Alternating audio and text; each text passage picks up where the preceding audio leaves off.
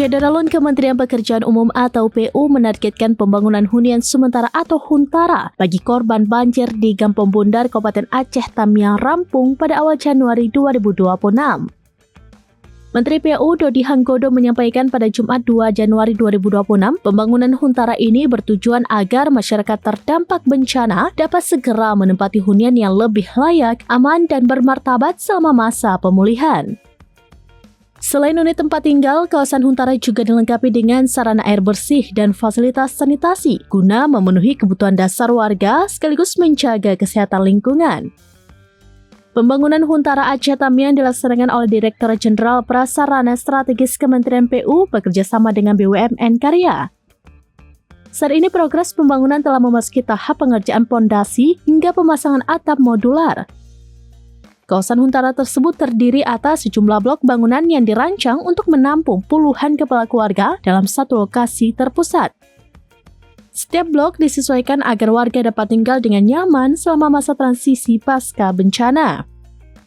Seluruh area huntara juga dilengkapi fasilitas pendukung seperti toilet komunal, instalasi listrik, sistem pencahayaan, serta jaringan air bersih dan sanitasi.